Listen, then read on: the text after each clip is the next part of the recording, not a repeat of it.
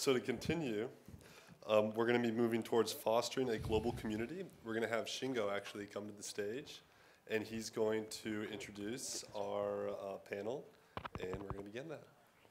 I'll be moderating this panel on fostering an inclusive community for everyone.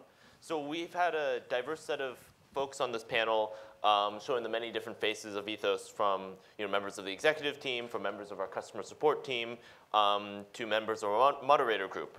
And Ethos was built in a large part due to the support from our community, and it's important to recognize and celebrate that. And so we're here today to talk about where, what we've done with our community and where we're going and what we want to do. I guess I'll introduce you guys one at a time. So Kenley, Kenley come on up? So, yeah.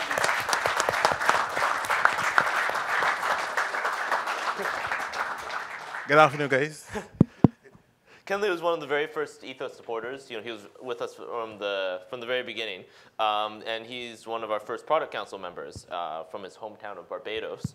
And Kenley has grown in his responsibilities with us to become a community and support director, and is responsible for various things relating to the community with us today. So it's been great to have you aboard. Matt and Dan.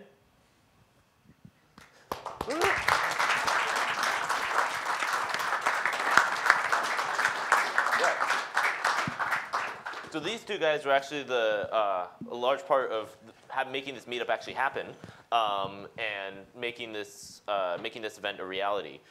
They've been heavily involved with Ethos community and our Telegram moderators, kind of staving the masses of our very eager community. So when you ask when wallet, they're the ones answering. And Sam.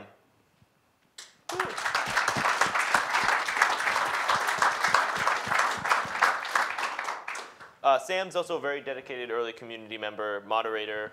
He's also our solutions desk writer for the support desk. So you'll probably see some of his writing if you ever run into any issues with the app later on. And he's part of our 19-person strong support team that'll be making sure that the customer service experience doesn't experience the same growing pains that some of our peers may have. So Sam's going to be a great part of making that happen. And lastly, Steven.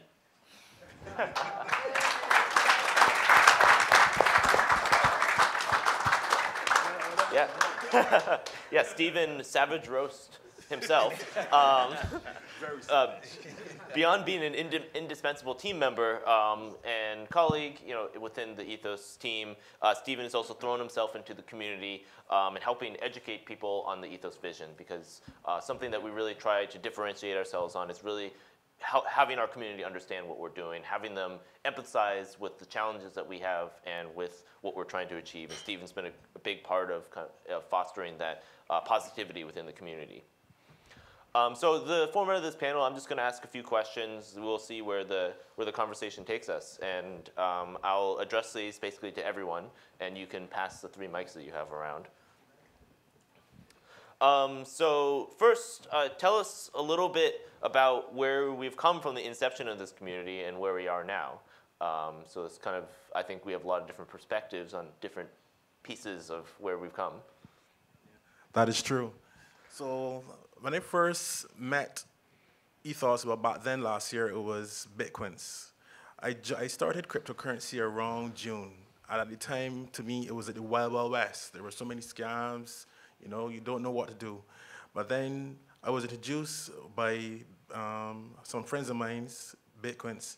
And the community, everyone that I was in the community with was so passionate about the project. And I was like immediately sucked in to, the juice.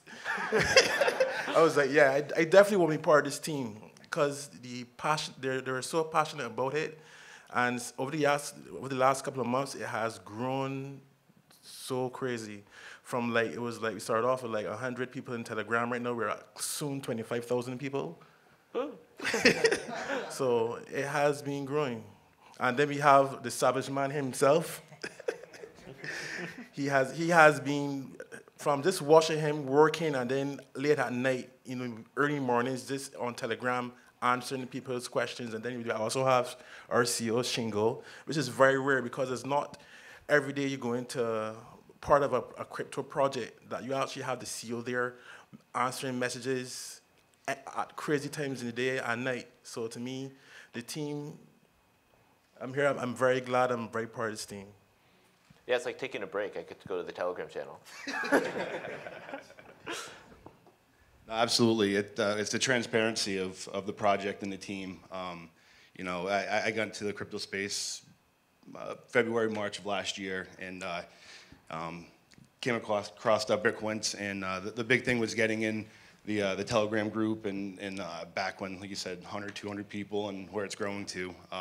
Big part of that is the transparency and the interaction that you get from guys like Steven and Shingo, and that for me is the winning formula for Ethos, and it's really going to make a difference, and I'm very privileged to be part of that.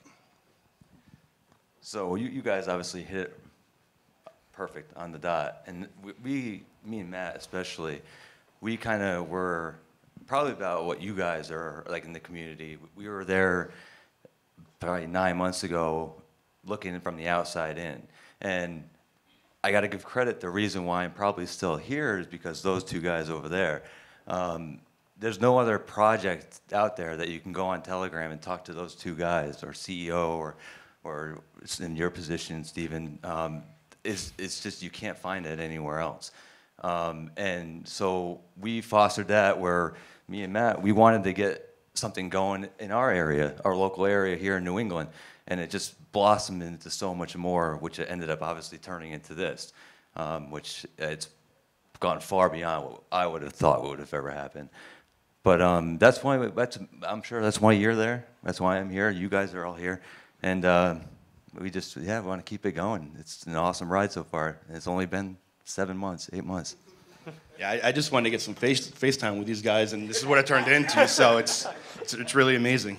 I just want to say ditto to everything that's been said here.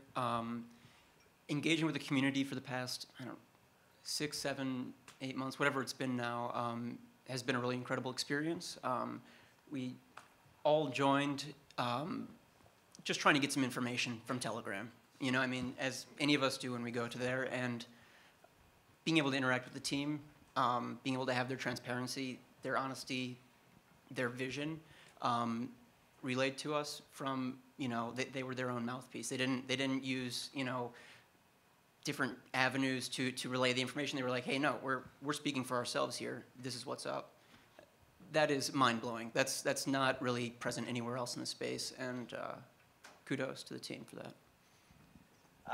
For me, I've only worked for large firms, and as you all know, they all treasure their privacy, right? Which means publicly, their images are usually fairly bad. But most executives who work for a lot of these big firms can't draw the correlation between their bad public image and their communication with the public, with their customers, with whatever. So what I've always said about this industry that I love is that it forces you to be open and transparent and available to your community. No matter how difficult the question is, we're there daily to answer it. And I think that's important for us because we want to have your trust. And because without trust in this space, nothing can happen, right? So this community from day one has been one where we've embraced, and I've used the word bunches of times in Telegram that lots of love, and I actually have a passion for this community because I really do want to live in an inclusive world. So that's about all I have to say. Perfect. Well, you guys sort of answered the next question already, which is what makes the community different and special. But I think it's still worth touching on this a little bit, because many of us are members of many different Telegram channels, many different different communication channels, with many different projects. And again, something that Steven said was that something that's different about this space is that the way that these organizations communicate and the way that these organizations talk to their audience.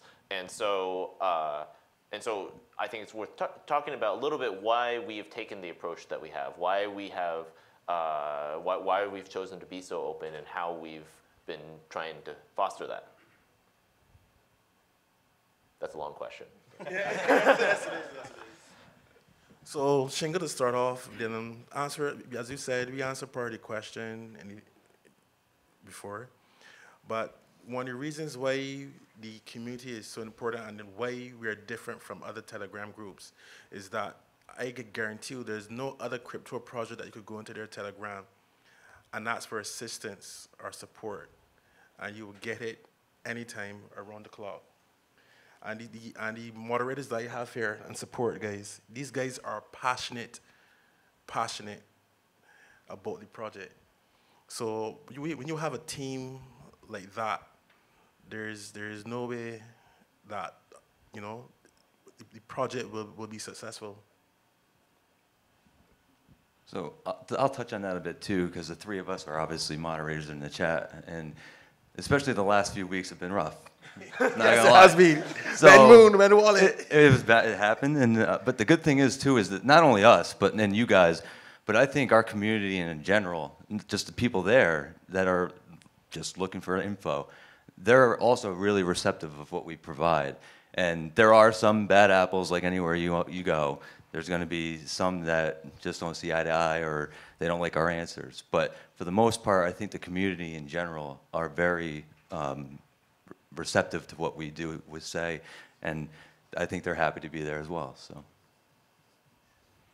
I'd like to just add to all this. I think that the emphasis on education has been really, really vital to growing the community and to creating an environment where, whether it's a moderator who's answering your question or just a community member who's there and knows the answer, it's all based off of these blog posts, these long article-like messages that Steven and Shingo will send in the Telegram group. I think we've all read them and just kind of had our minds blown at some point and had a really eye-opening experience. I think that all of these different components, and especially the education, have helped us to foster a really great community so far. Absolutely, and we're in there, we're not just moderating, but like you said, we're also helping educate. We're not just out there with band hammers and things like that. We're actually passing on the information that we get, you know, from everyone else, and that is a big differential between, I think, our Telegram groups and what we do moderate versus other projects. Some of you know this. I'm a bit of a stat geek, and one thing one stat that I have always focused on. And a lot of you know this of me. I mean, I love global finance. It actually means a lot to me. It's very important to me. But I also recognize the damage that the industry, the financial industry, has done to itself. But one stat that I always look at is trust. When you look at the statistics around trust, i.e. consumer trust of industry, the financial industry has always been the least trusted industry. And for me, as someone who loves finance, that has always bothered me, right? But I understand the reasons why that's the reality. And for me, it comes back to this. It comes back to being open, being honest, being transparent, but also being willing to, you know, and I mentioned this a minute ago, answering tough questions, right? So we put some dates out there early on, and probably a little reluctantly, right? But we did nevertheless, and people, you know, really kind of held our feet to the fire, right? On you know, the commitments that we've made prior.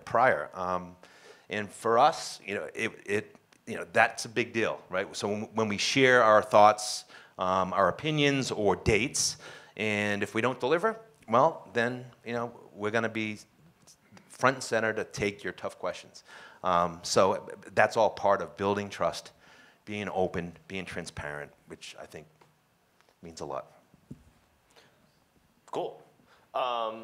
Well, let's talk also a little bit about the kind of the behind the scenes work that happens. So the community management team has grown very dramatically recently. Both on the customer service side, on the moderator side, and all our different digital touch points. We really have a volunteer-based system that kind of funnels up into customer service and really powers a lot of our community management efforts. So let's just talk a little bit about kind of the dynamics and the behind the scenes work that a lot of us do to make the experience that many people have with kind of Ethos a reality.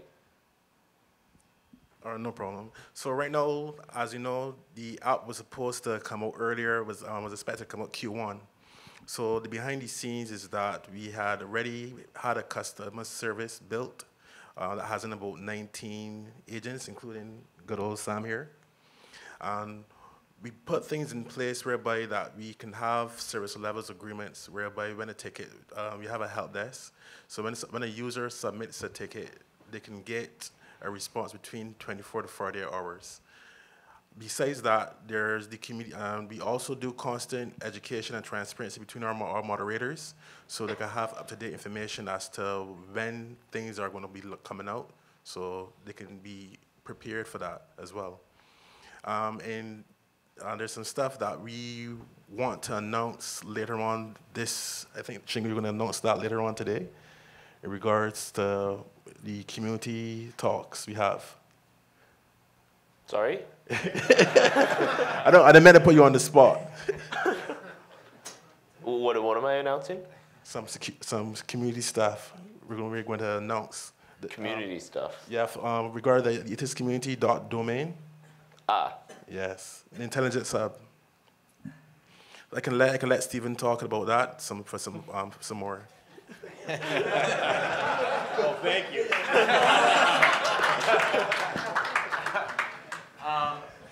Sorry. The Intelligence Hub, which we call it internally, really kind of came to light because I think a lot of you know this of Shingo and really all of us, is that you have to recognize if you're going to build a business like this in a financial ecosystem, if you're going to build it right, you have to tackle the issue of financial literacy or illiteracy. And you have to tackle it, but also be aware of it so that way you can provide helpful information that can help everyone, not just those who have access to it. So the Intelligence Hub is really our vision for how we will tackle that issue of literacy. And we want to be able to give everyone a lot of information that they can consume easily and understand easily. And I think that's hugely important to be part of this ecosystem. Perfect. I'll just kind of reference a question that Christoph just asked in Telegram. What sorts of steps are we going to take to ensure the kind of healthy and inclusive community that we have now when it grows exponentially with the product releases? And I think that really speaks to some of the work that we've been doing on the customer service side, some of the work we're going to be doing on the Ethos community side, and all that. And maybe we could talk a little bit about that as well.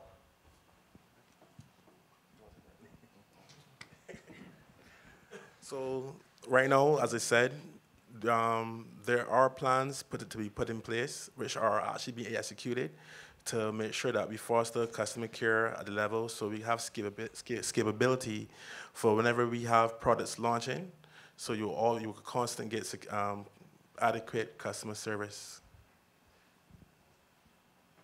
Sure, that works. We receive all sorts of questions from our community, some of them being praise and sometimes irrational exuberance, to tough questions and FUD, and to completely uninformed comments. And we have a really diverse set of kind of skill sets and mindsets within our community. How do we tackle these questions and comments thoughtfully while promoting an inclusive community?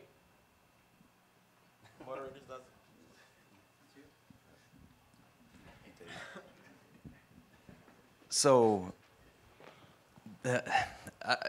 we are a team that generally are all level-headed for one.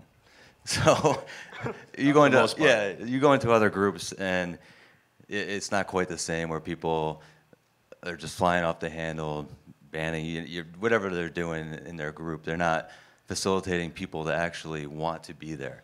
And I think when people are in there looking for help or customer service or whatever they're there for, they just want somebody there to answer their question. And we brought on a lot of moderators recently. Far more than what we've had before. Like, I think we've up to like, I don't know, 15 of them, 16 of them. And I think for the most part, everybody there is just willing to help. And as far as fostering the inclusive community, if everybody's there to help, I think that's the biggest thing you can do.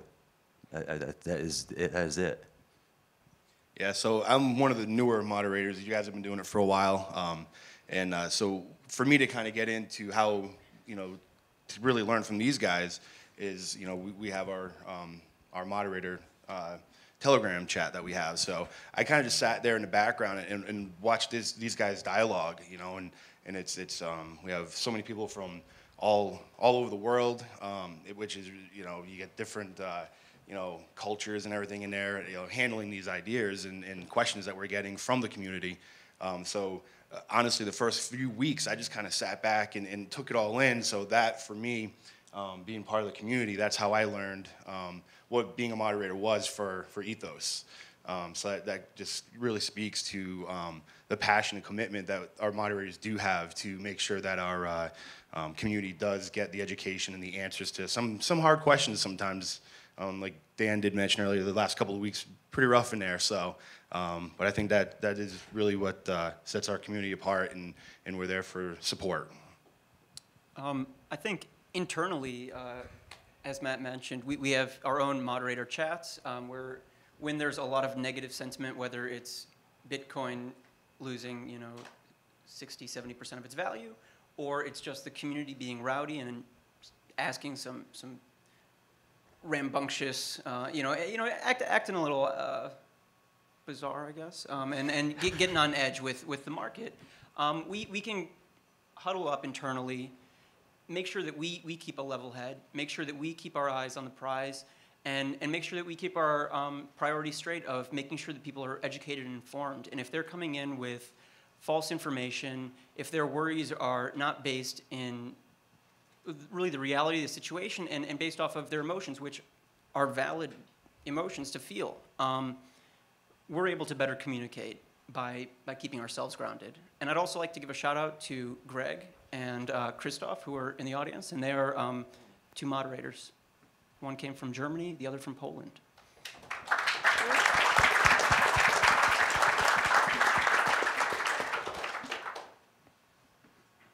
Oh, okay. A question that just came in, which I think which ties in well with the next question, from @RiseOfKingFresh, is how do I become a moderator? And the question, for us that I have is, what do we look for in potential moderators? What do we look for when we bring someone new into the moderator community? Well, there are many people that approach me and say, Ken, I want to be a moderator and stuff like that. But then but you have to become a moderator, you must have a passion for ethos. You must be well educated on understanding blockchain. And you must, of course, have a level head. That's important because sometimes, as Sam has said earlier, sometimes some days is good, the next days is like crazy. So to become a moderator, you just have to be passionate about ethos, understand blockchain, and have a level head, and we can talk.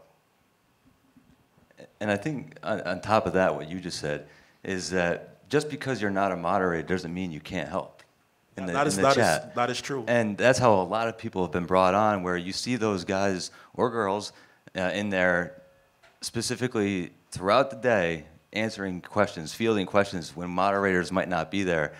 That's probably your one ticket in. That is true. Actually, there are about 4 of them that came through that same process. Yep. They were helpful. They weren't moderators, and it was like, this guy, he knows it. He knows his stuff. And I approached him and like, are you interested in becoming a moderator? He was like, yeah, sure. I'm always willing to help the community. So yeah. And it doesn't go unnoticed either. We see a post like that, we'll share it with the rest of the moderators. So we do notice it, and it's very much appreciated.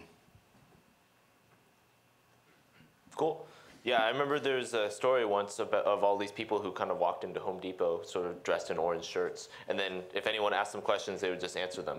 And then Home Depot told them to go away, but we'll hire them as moderators. Perfect. So what sorts of features do we have planned to integrate these moderators and community members into the vision? Well, right now there's a plan in the works right now whereby moderators existing moderators and new moderators that want to be part of Ethos, they can become customer service reps. And they could actually have potential to work for Ethos in various groups depending on their skill set. So because you're a moderator, that doesn't mean you're stuck as a moderator. So if you have, I know one moderator, a guy called Yorick, from all the way from the Netherlands. He's right now he's doing his thesis, but he's a very gifted programmer in Python. So as I told you, I have plans for him. Once summer, he become an employee at Ethos. That's a good example. Yeah. Yeah, well, and also in the Intelligence Hub that we want to produce, many of the people who will be working on that came from the community as well. And we want to integrate them directly into the many different lines that we have within our community. Great. So how do we see the future of our organization and also kind of the organizations in the space in general being shaped by our community and kind of the different communities that these organizations have in the space? You know how I feel about this. I believe we're creating the model in the best practice.